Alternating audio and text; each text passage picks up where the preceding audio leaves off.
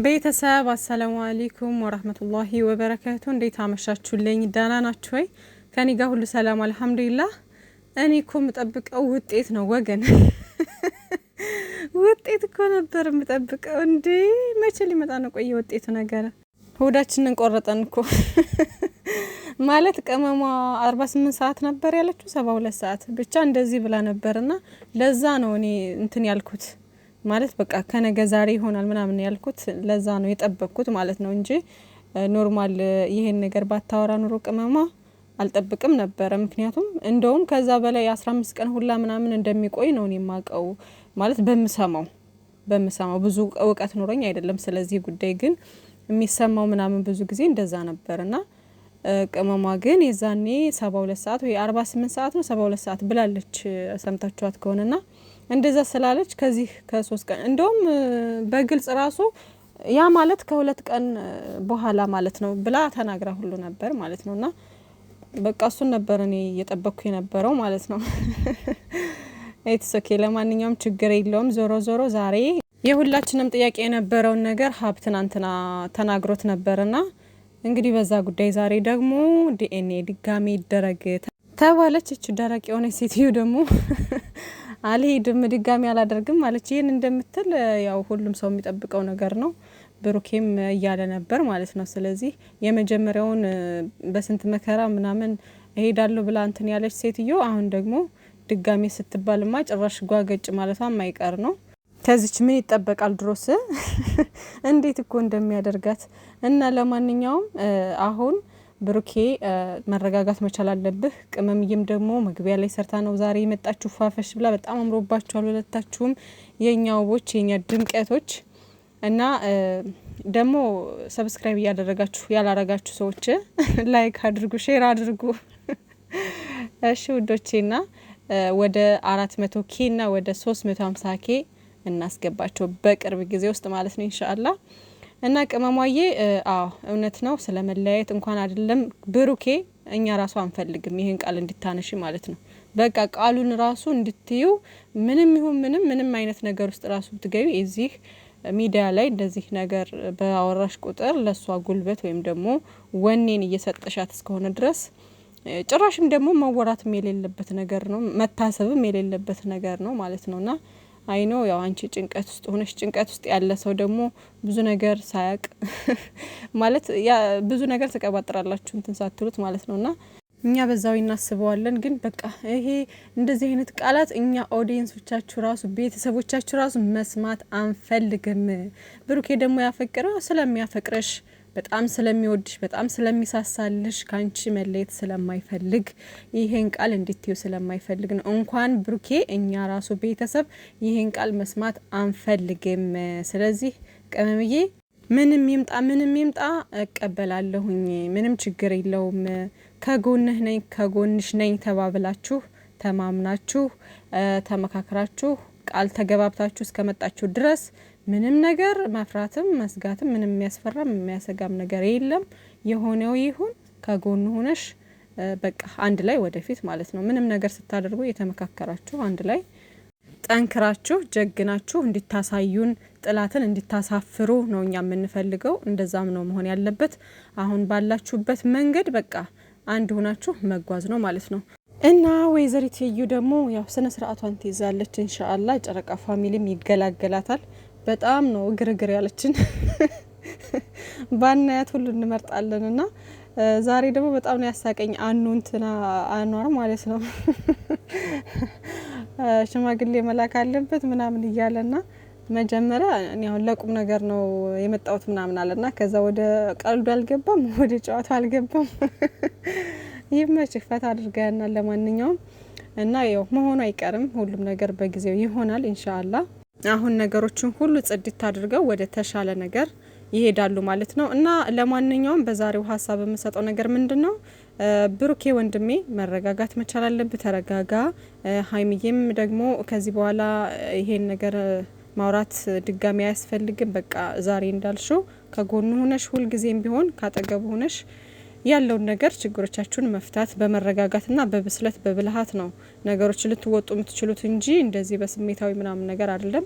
እና ደግሞ ድጋሚ ዲኤንኤ ምናምን ይደረግ ስትባል ጭራሽ ልታስቀይር ነው ምናምን እንደምትል ጠብቄ ነበር። ከእንደዚህ አይነት ሰው ምን ትጠብቃላችሁ ውዶቼ? የራሱን ጥፋት እኮ ወደ ሰው ማላከክ ነው። እንደዚህ አይነት ሰው በቃ ራሱ የሚያደርገውን ነገር ራሱ ያሰበውን ነገር ነው ሰው ላይ ሄዶ የሚለጥፈው ማለት ነውና ጠብቄ ነበር እንደዚህ እንደምትል። ስለዚህ ምንድነው በቃ ዲኤንኤ አሁን ሲመጣ ጠብቃችሁ ከዛም በኋላ ያንተ ነው ከተባለ ድጋሚ ዲኤንኤ ታደርጋላችሁ ማለት ነው። ያንተ አይደለም ከተባለ ደግሞ በቃ ወደ አዲስ አበባችሁ ትመለሳላችሁ ማለት ነው። እኔ እሱ ነው የሚታየኝ። ከዛ ውጭ ግን ያው አሁን ላይ እናደርግ ምናምን ብትባል እኔ አድርግ ያለው ምናምን ብላ እንትን ልትል ትችላለች። በህግ ጉዳይ በርግጥ ከተሄደ ያው ህጎቹም አንዴ ካደረገች ለምንድነው ምናምን ብለው ብሩኬንም ሊጠይቁት ይችላሉ። ግን ደግሞ ብሩኬ ማለት ያለበት ምንድነው እኔ በመጀመሪያ ያው እንደ እውነት እንደው ብንሄድ ነው የምላችሁ ውዶቼ። ግን ያው ስላዘበራረቁት ነው ነገሩን እና ብሩኬ እንደዛ አይነት ጥያቄ ቢመጣበት እኔ ስለ ዲኤንኤ ብዙም የማውቀው ነገር አልነበረኝም እና በሰዓቱ ድንገት ያው ልጅቷን አመጣችና እንሂድ ስትለኝ እኔ የምፈልገው ስለነበረ ማንኛውም ቦታ ሄደን አደረግን። ከዛም በኋላ እሷ ወደ ኋላ ቀርታ ነበር ትቻት ነው የወጣሁት እና ይሄ ነገር ደግሞ ብዙውን ሰው አላሳመነም፣ ቤተሰብም አልተቀበለምና ድጋሜ ዲኤንኤ እንድታደርግልኝ ይፈልጋለሁ። በተጨማሪ ደግሞ ሌላ ቢኒ የሚባል አባት ነኝ እያለ የሚመጣ ልጅ ነበርና እሱም ደግሞ አላደረገም ዲኤንኤ። እሱ ማድረግ ስለሚፈልግ አንድ ላይ አብረን ሁሉም ሰው ባለበት ቤተሰብ የኔም ቤተሰብ የእሷን ቤተሰብ ባለበት ሰው ባለበት እንዲደረግልኝ ፈልጌ ነው በድጋሚ ቢል የሚችል ይመስለኛል ማለት ነው። እንደዛ ይቻላል። በቃ ምንም ችግር የለውም እኮ ይሄ አሁን ልጅቷ ያው በእልክ የመጣችና አላማዋ ሌላ ስለሆነ ትድረቀረቃለች እንጂ እኮ ይሄ እኮ ምንም ችግር የለውም። ልጅቷን ድጋሚ እንትን ትላለች፣ በቃ ናሙና ይወስዳሉ፣ በቃ ምንም የሚከብር ነገር የለውም። ያን ያክል እሷን የሚያስቸግራት ወይም ደግሞ ጣውረድ እንትን ዋጋ የሚያስከፍላት ነገር የለም።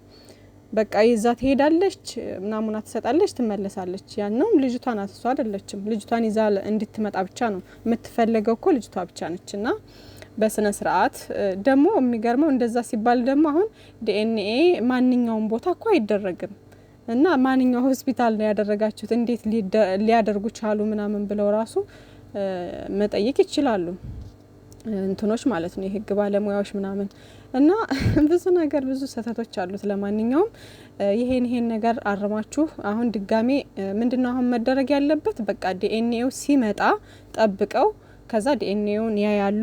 ልክ ዲኤንኤው መጥቶ ሲያዩት የብሩኬ ልጅ አይደለም ከተባለ ብሩኬ ምንም አላደረኩም ምንም እስካላደረኩ ድረስ ጭራሽ ይሄን ነገር ልጅ ምናምን የሚባል ነገር አምኜ ሊቀበል አልችልም እያለ ስለሆነ እኔ በቃ ድሮም አላመንኩበትም ወደ ኋላ ቀርታ ምናምን ነበርና ትቻት ነው የወጣሁት። ስለዚህ ልጅቷን ስለማላምናት ድጋሚ ዲኤንኤ ማድረግ ይችላል ብሎ ድጋሚ ማድረግ ይችላል ማለት ነው። የዛኔ ህግ ምንም ጎትቶ ድጋሚ ዲኤንኤ እንድታደርግ ይጠይቃታል ማለት ነው እንጂ ዝም ብላ በደፈናው ሰው መረበሽ ምናምን ነገር አትችልም። እና ወዳም ሳይሆን በግዷ ታደርጋለች የዛኔ ማለት ነው። ግን አሁን መጀመሪያ እንትኑ ይምጣ፣ ውጤቱ ይምጣ፣ በቃ ውጤቱ ይምጣ። ሌላ እንትን ውስጥ ከመግባት ውጤቱ መጥቶ ከዛም በኋላ ውጤቱ ይታያል።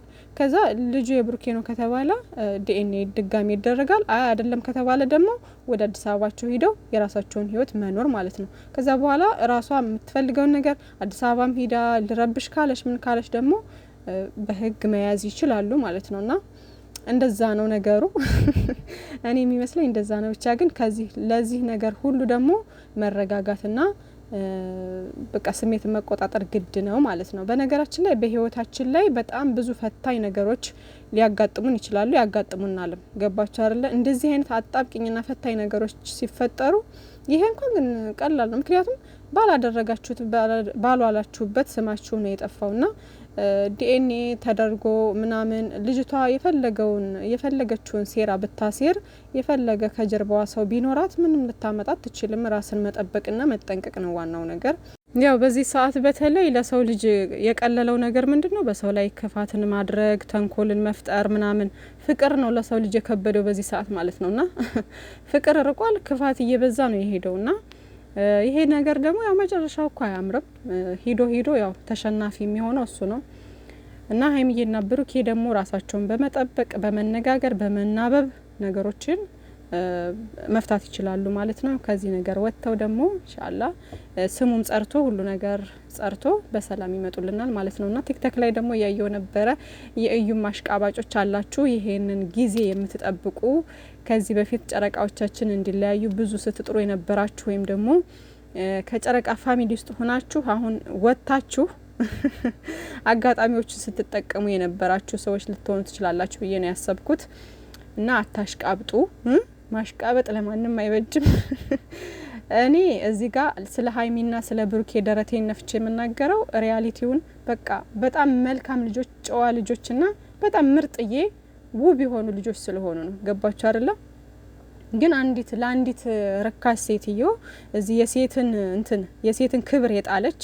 ክብሯን የጣለች ገንዘብን አስበልጣ እዚህ ልጁ ያንተ ነው ከዛ ደግሞ አንዱ መጥቶ ደግሞ ያንቺ ነው ማን የኔ ነው እያላት ከማንም ጋር መጋደሟን ለህዝብ የምታስተዋውቅ እንደዚች አይነት ሴት እኔ አልደግፍም እንደዚች አይነት ሴት እኔ ሰፖርት አላደርግም የምሬ ነው ምላችሁ የፈለገ ስራ ይሁን የፈለገ እንትን ይበል ከክብር ምንም አይበልጥም ክብሯን ጠብቃ የምትሰራው ስራ ብዙ አለ ስለዚህ እሷ ናት እንጂ አሁን ብሩኬ ወንድ ልጅ ነው ምንም እሷ ግን ሴት ናት ሴትነቷን እያረከሰች ነው ያለችው ሶ እሷ ጋር ሆናችሁ ደግሞ የምታሽቃብጡ የትም አትደርሱም ነው የምላችሁና ያቺ ደግሞ የሆነ ሰዓት ላይ እዚህ ጋር ኮሜንቷን ያመጣኋት አሮጊት ደግሞ ትናንት ተሳድባ ነበር ሀይሚዬ ማለት ነውና እርሶ ብትከበሩ ይሻለዎታል ማለት ነውና እኔ ግን በጣም ነው የሚገርመኝ የምር በጣም ነው የሚገርመኝ እና ለማንኛውም ፏበሉ በዛም በዚህም የምትሰሙትን ነገር እውነት ነው ብላችሁ አትቀበሉ ማናችሁም ቢሆን ማለት ነው የውሸት ወሬ